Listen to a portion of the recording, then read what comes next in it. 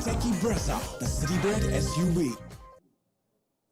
Simply unbelievable. Josh Buttler has played one of the great innings of all time in T20 cricket, certainly in the IPL. He has spoiled Sunil Narayan's day and party. He's upset some serious records of a 200-plus chase at the Eden Gardens, and he's literally done it all by himself towards the end. He had help from Rovman Powell belatedly in that innings, but this is the Buttler show, and it is the difference between 1 and 2. It is the difference between the Royals and the rest of the league at the end of a scintillating match 31. This is Maruti Suzuki Arena presents ESPN Cricket for Timeout. Wasim Jaffer was a ball away from saying KKR will win this by 1 run, and we were all getting concerned as to how accurate that was proving to be. Ian Bishop and Mitch McClenaghan, who've watched many close games, been part of them in the IPL, to just try and unpack what an incredible heist this is and what an incredible solo effort this is from Josh Buttler. Where do we start, Mitch? Oh, look, who said high-scoring games aren't exciting?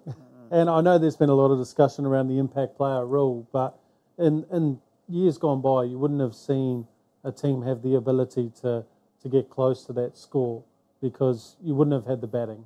But I have to say, you touched on it in the headlines there with Buttler getting some assistance from Rovman Powell, and I think that was a significant partnership. And the way he played, although it's not a massive score, he got them the momentum after a period of derailment there at one point, which looked like RR was out of the game, and that gave the impetus into the innings. And then Josh, wow, to come off the back of that partnership and do what he did, something special. Is he one of the very, very few players in the world who can pull off this kind of solo effort? There are many great players. Josh Buttler somewhat even sort of unique amongst the category of great white ball players. He's definitely one of the great white ball players of our generation, right? And the thing about that is I was trying to recall 2 occasions before. I think in the T20 World Cup in the UAE, can't remember the team he was playing against. He was at Sharjah, and he was like 20 after 10 overs. And he ended up getting 100. And I think there was an innings at the Wankhede. Yes, he started slow. Yeah. Very, very slow. And you thought he's struggling, he's getting nowhere, he's costing them big time. 100. Yeah. So this shouldn't quite surprise us, but the fact that he paced it so well and he was limping towards the back half of his innings is still mind-blowing. Yeah. As a batting coach, I'm sure it's also a masterclass in how to bat when you're out of batting resources. Just those last 2 or 3 overs where sometimes we wonder, oh, what are they doing? Why are they taking singles? Oh, keep the strike, he'll do it. There's an inevitability of them winning if Buttler just faces all or as many of those 16 balls at the end, and that's what's happened. I think he had no choice, to be honest. After Rovman Powell, the next guy coming in was Trent Bolt. I think they needed 46 of 19, and he got 41 out of them. Courtesy Phil Salt 5 runs. But to do it himself and obviously taking the strikes and then hitting those big sixes when he needed to, absolutely masterclass. There was no way RR was winning at one stage, but it was just Buttler's masterclass. Yeah. KKR panicked after they had the game under control for so long? Yes, slightly. I think you could see what they were trying to do with the ball in periods, but at some points, for example, without trying to pinpoint certain deliveries, but say Harshad Rana's first ball to Josh Buttler of his over when he came back was a slower ball on a length on the stumps, on a wicket that anything that was within the reach of a batsman was going out of the park. And just small little things like that throughout that bowling innings just got them behind. Yeah, it's hard to pinpoint it exactly, but because there was some seriously good batting. But tactically, just small decisions cost them in the end. I think what Mitch says, that first ball, that was his go-to ball. That won them the game against SRH. Harshit's, yeah. And as soon as it got hit for 6, he didn't bowl that ball at all in that over. And he went to the different options. He bowls it very well. Yeah. He bowls it very well. Yeah. All he just got the line wrong, right? Yeah. And he didn't back himself up after that, and then obviously got hit again. Yeah. I mean, I'll go on over before that. Poor Harshad Rana.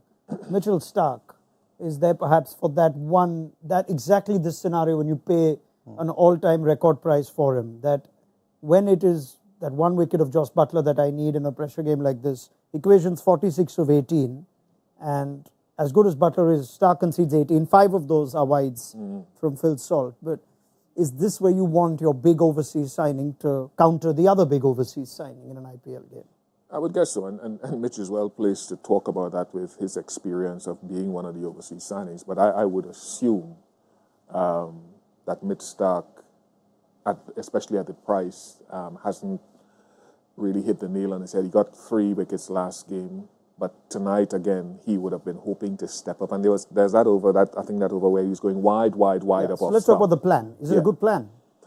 When you need 6s, I think it's a good plan. Right. And then you talk about little things of not backing yourself. And of course, there was the 5 wides. And then he changed the length and he bowled a short ball and he got hooked where there was nobody behind square instead of sticking with the wide and make Buttler hit the ball over that side. So, yeah, I agree. Little things. Is he not landing his Yorker, though? I mean, this is the Mitch Stark Yorker that is almost worth what you pay for it. You visualize what Stark will do when you pay money at an auction. He's bowled the first ball, perhaps aiming for it, and Butler's hit him for 6.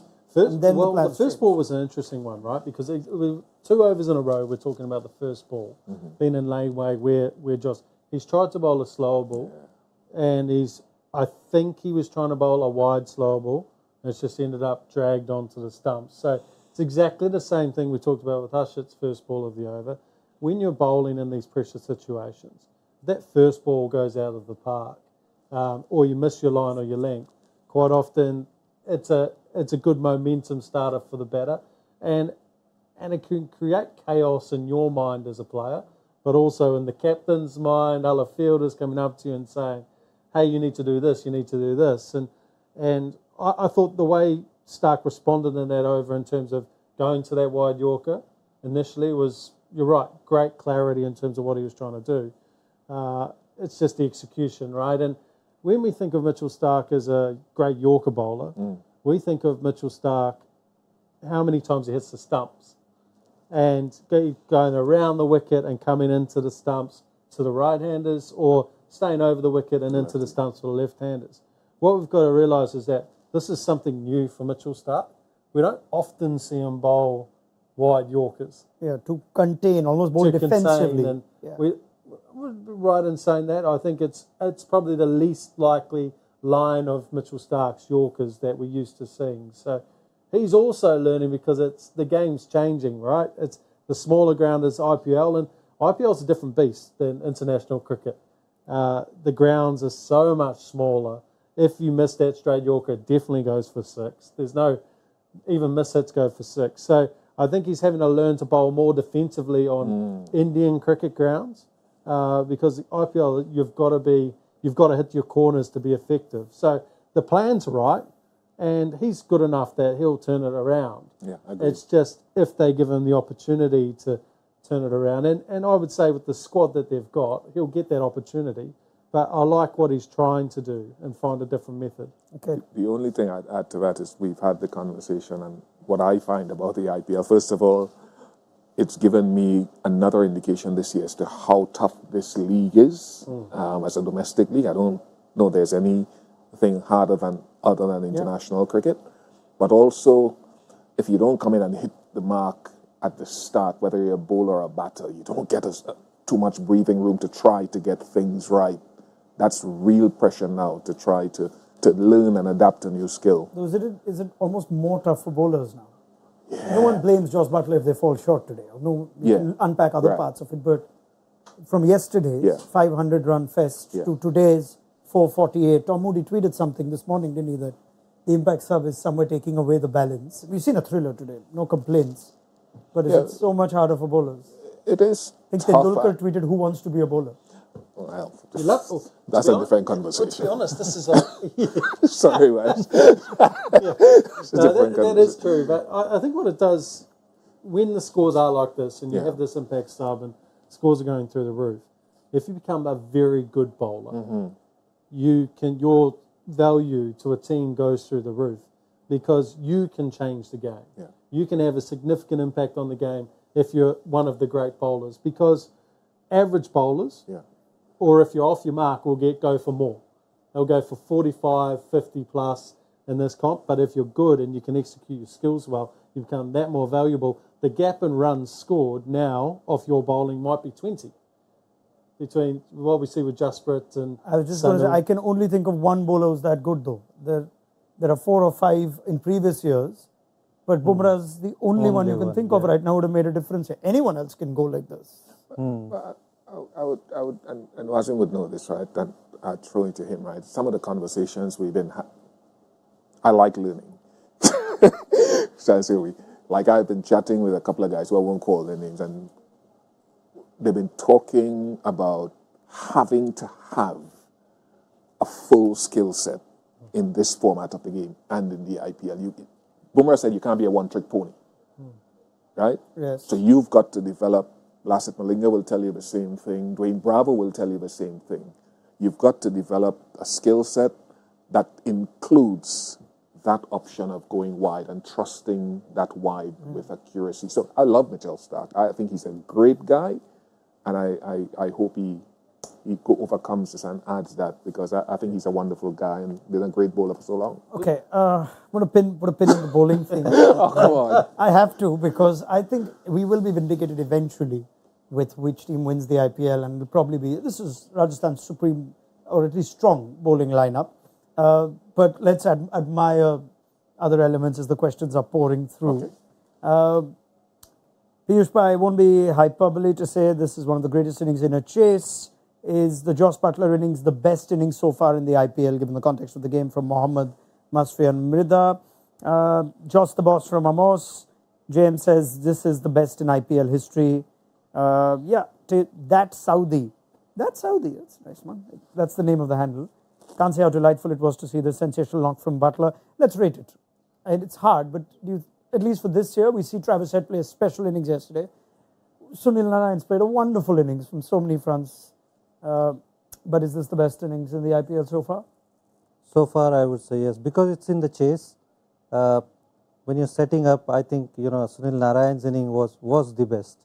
But when you're chasing the score, it becomes even more difficult. And what situation Buttler went with no partners with him, 46, 48 runs to get, and he got it by himself. I think in that regard, it's a contender for greatest IPL innings of all time in a chase. Well, the one that comes to mind is Shane Watson. Yes. The 100 that he scored in the final against Hyderabad. I would say, with the pressure of the occasion, been in trouble. And the way that started as well. Yeah, they lost a lot of wickets at the top, and for him to... So I would put it that first in my mind from recollection. But I mean, there are some great playoff hundreds. But just because of the occasion. But that was clinical. That really was. It was great. And tail management. And that's the thing you underestimate, the pressure to bat with the tail. Tail management was outstanding. Okay, James says, question to the panel. Pitch looks sticky and there was some help for spinners in the second innings. So does this make this an even greater chase, therefore? I think we also come to the phase of Shimron Hetmeyer's wicket where he was staring at the pitch after one ball. And was it difficult? What happened there? I mean, or was that just a little bit of theatrics? I didn't see the stick. Did anyone else see the stick? Yeah, I think I didn't see it was the an wicket ambitious stick. shot, to be honest. It wasn't there to drive, and then it wasn't a ball to get out to. Yeah. He got done by length, right? I think there's one from Piyush. We still have to discuss Ashwin's promotion despite the win. What is RR doing with these funky decisions? Who wants to take this one? Well, I think they want to hold on to Shimron Hetmeyer. They doesn't want to send him before a certain point, and they feel that the power hitter batters need to come after a certain stage. So if they lose 2-3 wickets, I think we're going to see that happen very often. Does the result vindicate the decision that it doesn't matter that Ashwin got 8 of 10? The point was that the innings went deeper, great value bowlers, overs were reduced, whatever the logic might be. I think the logic behind it was they thought that they were going to continue to bowl Sunil Narine and Chakravarti during that period, which they didn't. They took Narine straight off. And they would have known the numbers against Hetmeyer and Rovman Powell against Sunil Narine. And they made a play to try and absorb at least one of Sunil Narayan's overs, because they thought that was a key matchup against a couple of their batters. So did it work? No. because they didn't absorb Sunil's or Chakravarti's overs in that period. Did they get too funky? I believe they did, because those two batsmen behind are high quality, and it put a lot of pressure on Joss. And I think the way Joss was able to keep his composure during that period, Sure. where they were going, I think they had a period there where they were 98 for 2. I mean, asking rate is 98 about for 12 2 and a half. after 8 overs. Yeah. And the next 4 overs went for 6s. And in a chase where you were well ahead of the run rate, it started getting them to the period where if Joss got out, they were in big trouble. I mean, yes, Bish?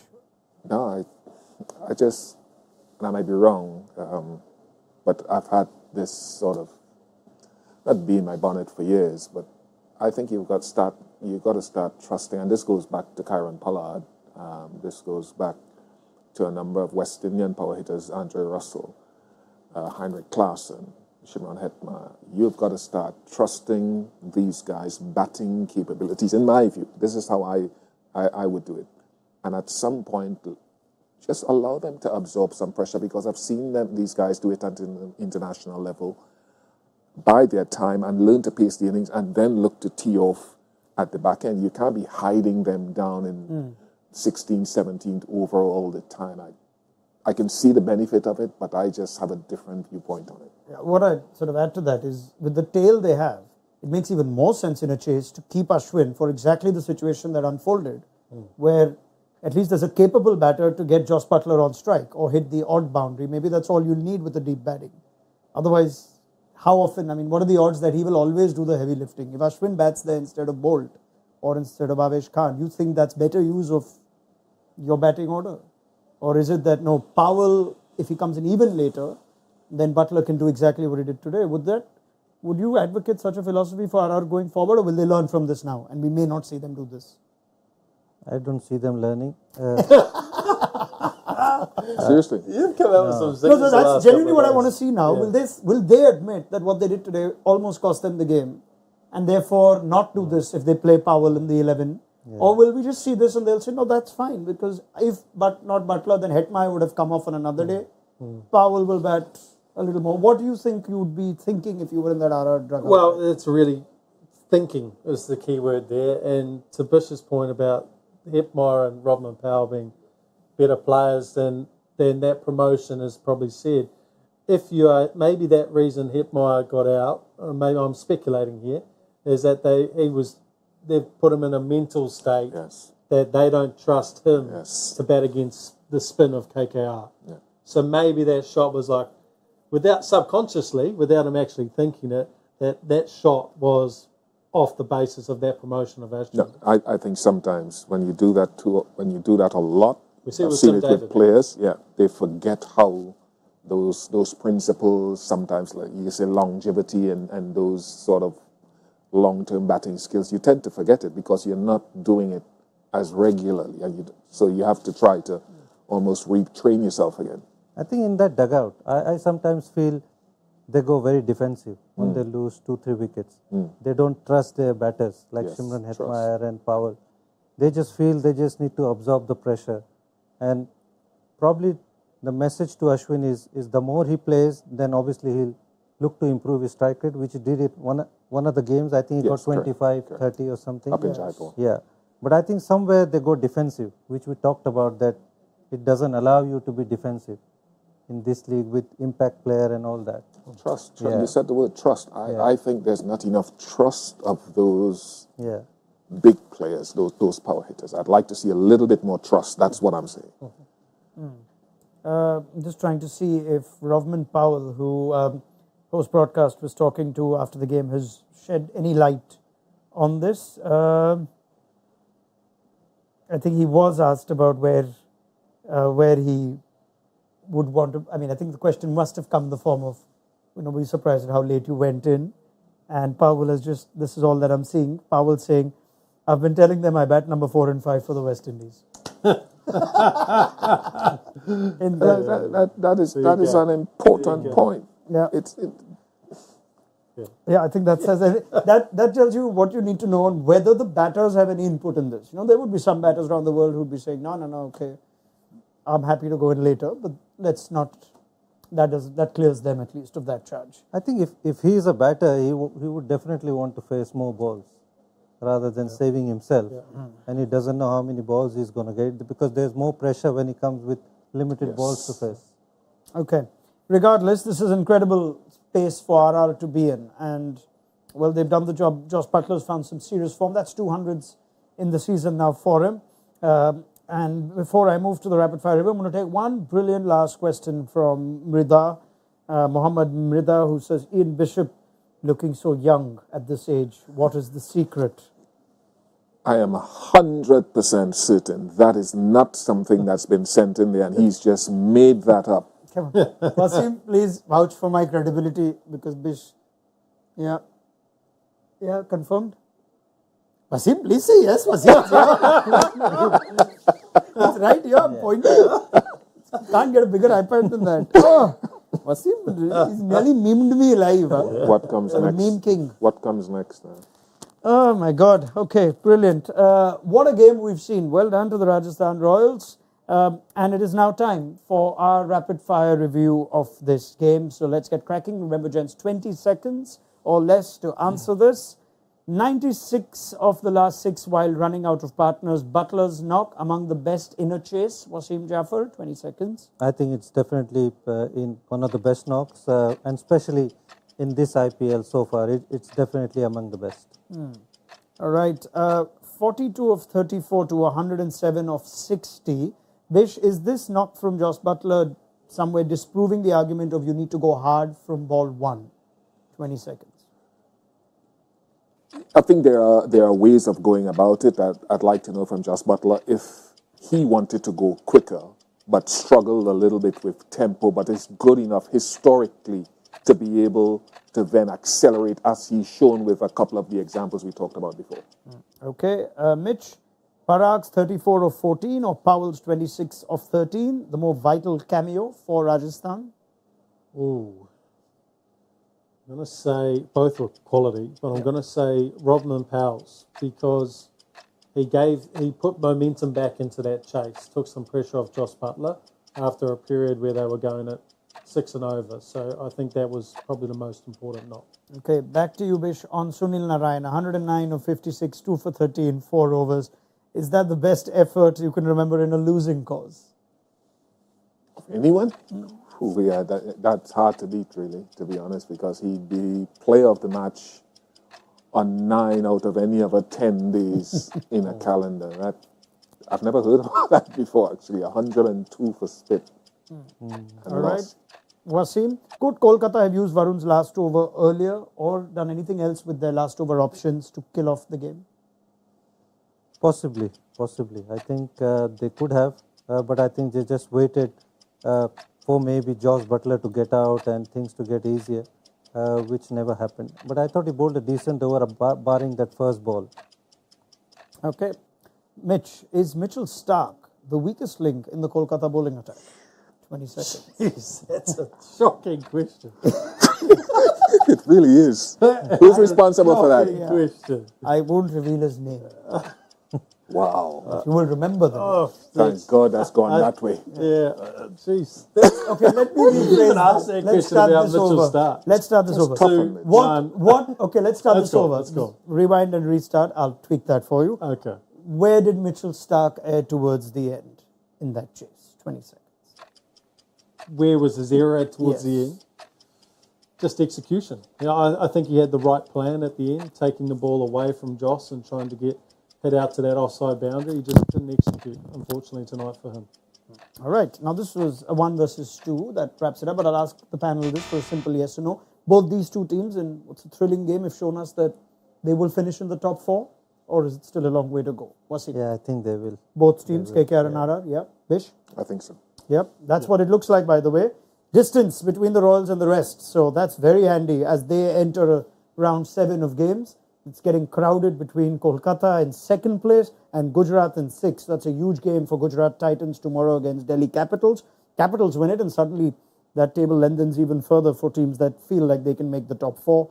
But back to you, Mitch, on the question. Rajasthan and Kolkata both look well placed to Yeah, make very, that top very 4. well placed, particularly obviously Rajasthan. But I think Kolkata have got the the firepower, the weapons to compete every game. So they're never going to really be in a position where you go, oh, wow, that team looks way better than Kolkata.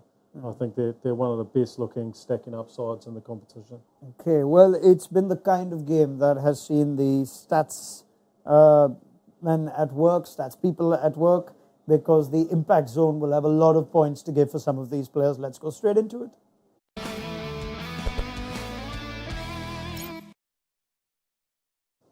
Right, let's have a look about the outrageous picks. And Bish has done well. Hetmeyer to be dismissed because he has a high average and ends up unbeaten ever so often. Russell to hit 15 under 28 didn't go right for Mitch. Nor did Hetmeyer get 35 plus. And Wasim, Narine to get under 10. Well, no problem, but you came very close to the next one. Kolkata to win by 1. So Bish gets some brownie points. That will be tabulated in your leaderboard. Are you pleased, Bish? When I see the leaderboard, I'll tell you. Okay, fine.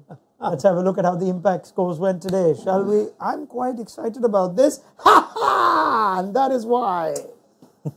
You are not part of this competition, so please move that trophy. But just look at the difference. Look at the difference. 0.5 by the barest of margins. How does he make it onto the leaderboard tonight when he was last place yesterday? He didn't make it onto the leaderboard. He's suddenly in there. Yeah, I am there. I picked last, and by the process of elimination, after the three of you, former players with all your wisdom, picked 12 players and left. Sorry, picked 9 players and left only a handful for me to choose from. That's a good effort, Raunak. Like a broken clock. Well done. I'm being told that you may get the points, but I'm going to dispute that. Mate, Keep Tom in it. mate, for a you're bit only longer. part of this because you've got FOMO. Fear of missing out, that's all. It's the only reason. It's supposed to be between the panelists. There's absolutely nothing wrong in being part of it because you're FOMO. Okay? Yeah. Be a little nicer, be kinder, be gentler like this man next to you. All right. I'm just wrapping up the questions coming through. Don't worry, guys. It's fine. You can always do better tomorrow. Let's very quickly. There was a comment that's coming through in warning of a rating for Sanju Samson as captain and how he seems to be vastly improving as captain. Any thoughts by the panel on Samson, the captain, from today? I think he did all right. In most games, he made 1 or 2 mistakes which you are going to make anyway. But he's learning, and I think he's going in the right direction. Okay, there's another good one that came a little while back about whether Jaiswal's lack of runs is concerning at all for Rajasthan. No? Lack It's of like big score. we've said Yeah. quite a few times that he doesn't look out of form. He just looks out of runs. And I thought tonight he looked outstanding again. A couple of games he's had significant impact at the start in a row. It's just around the corner for him to get a bigger score. Okay, but Nikhil. Hi, Nikhil. Nikhil's back. Nikhil Chandani. Buttler just got player of the match. Would the panel consider giving it to Narine, given the all-round effort? He went at 7.5 when most of the bowlers went at over 10s and 12s. These days it's one broadcaster, I believe, one commentator that picks the player of the match. Is that Yeah. right, Bish? Yeah. Most times. And if you were picking today, you would have picked? I just Buttler because he won them the game. Narine played brilliantly with both bat and ball, but it's subjective criteria picking player of the match. I often think we make too much of it, to be quite honest with you. His criteria might be different from mine, which will be different from Wasim's. The guy won a match almost on one leg for the last quarter of it, batting with the lower order. I am not going to argue over. And I remember a test match in Hobart when New Zealand beat Australia. Doug Bracewell took 10 wickets in the match and they gave the man of the match to David Warner. And that left a bit of taste in a lot of New Zealanders' mouths when that happened. And it was like, well, did he win the match? Right. And I think your player of the match should always come from the winning side. There are many who try to dispute that theory. The player of the match, what's the criteria? Is it the most outstanding Individual performer of the contribution? match? Or is it the guy or the girl who has impacted the outcome of the match most of all? That's what the criteria should be. Excellent. Therefore, you have the impact ratings that we just showed you, which gives you, and I think Sunil Narayan's on top of that. No? Josh Buttler Josh second. was. wasn't he? As I saw that, Narayan's got an impact of 188 and Buttler 145. But what do they know? Let it be. Right. Thank you very much, Wasim Jaffer. Ian Bishop, it's just the stats team. We add the value, we add the human element. That's why I'm saying it's important to hear from you. I'm standing behind Mitchell Stark. He'll get better. Yes, absolutely. There is a Rajasthan fan just leaving in the comments, finally just saying, thank you, Mitchell Stark. That's harsh. Was it just his fault? Yeah, it's not. And he had his best game last game, didn't just his he? He got 3 against Lucknow. Very good in that game. I think It's only because of the price. correct. That's It's just the what I price. said. Yeah, Yeah, that's that's If all. he was, you're if he was bang on. bought for 10 crore, I'm sure people won't be talking about it. Absolutely. Yeah. Oh, because his name is Mitchell. Oh, geez, a bit of hate floats around with that name, that's for sure. All right, cheers, guys. Thank you very much. I'm an extremely poor winner, I must say, of the impact zone. Say that This is again. where I say good night. Thank you. Yes. Christ. Wasim, Mitch, thank you very much. What a game. 1 versus 2 worthy of where they are on the points table. We look forward to your company tomorrow for Gujarat Titans against Delhi Capitals on Maruti Suzuki Arena presents ASPN Cricket for Timeout. Download the mobile app. I'm sure there'll be plenty said from both camps about tactical decisions made. I'm sure there'll be an update on Jos Buttler's injury as well. Let's hope it's not too serious. From a Rajasthan Royals point of view, we've got to see more of Buttler after what we've seen today. And yeah, this is where Rajasthan Royals sit pretty after 31 games at the top of the points table. We'll see you tomorrow. Good night.